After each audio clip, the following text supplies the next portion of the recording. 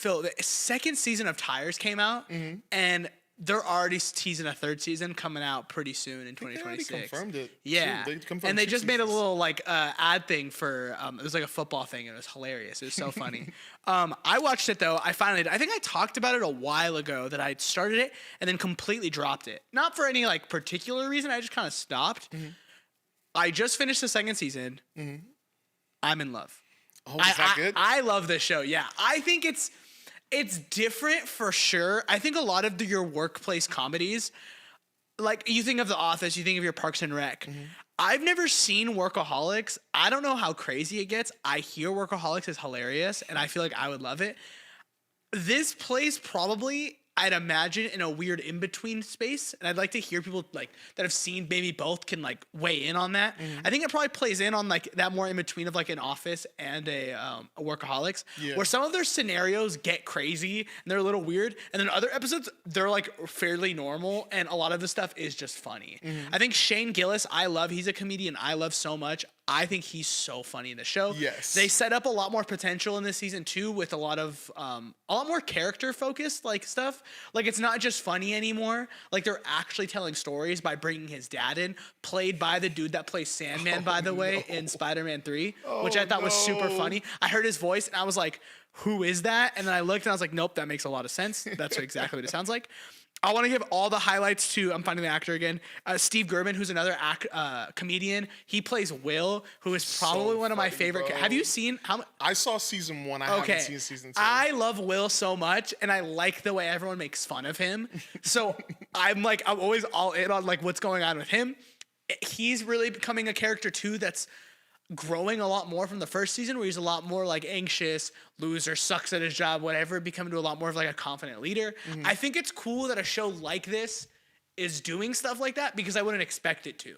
I would expect a show like this to just stay funny the whole time. It's like, oh, what kind of weird shenanigans can we get into this episode? And that's still very much prevalent, but like I feel like the show is still like, hey, we want to tell a story here. Like we want to like have characters grow and change like a normal workplace comedy. And I really appreciate that.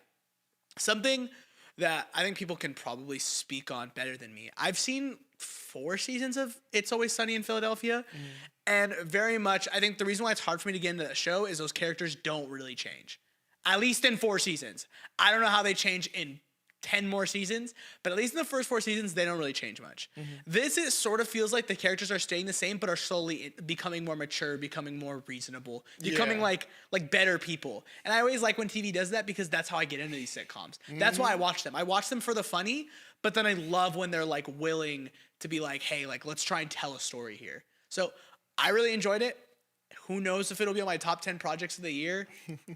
I don't know. You're not getting spoilers from me, but I'm really enjoying it a lot, and I can't wait for the 3rd season. I can't wait for the 4th, 5th, 6th. I don't know how many seasons they're going to do. I could watch the show forever, though. I think it's hilarious. So you 1,000% recommend this to me and everybody else? Dude, totally. If you watched the first season and you liked it, watch the second season. If you're looking for a new comedy to watch, I can recommend you a bunch, but that one specifically I think is really good, especially if you like a little bit more like adult humor too.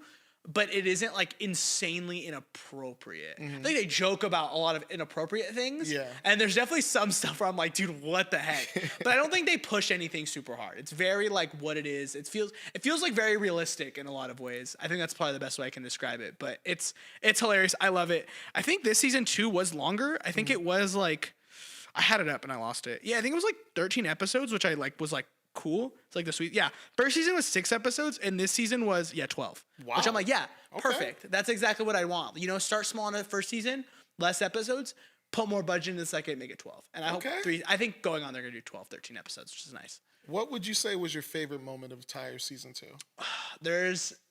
They go to a tire convention, and it's one of the best episodes of the show. Oh, man. That's all I'll say. Funniest episode. It's super good. There's another episode that I don't know if it's in this episode. Oh, yes, it is. The HR episode. It's the second episode of the second season. It's so funny. It's so good. But yeah, that's it. Holy crap. That HR episode, when I see it come up, I'm nervous out of my mind. Did I give it a number score?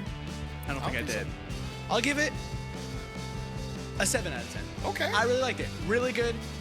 I can't wait to see more, and I'll definitely be watching. Dang, okay. Yeah. So you'd say it made a killing for you, huh? Oh, it made a killing.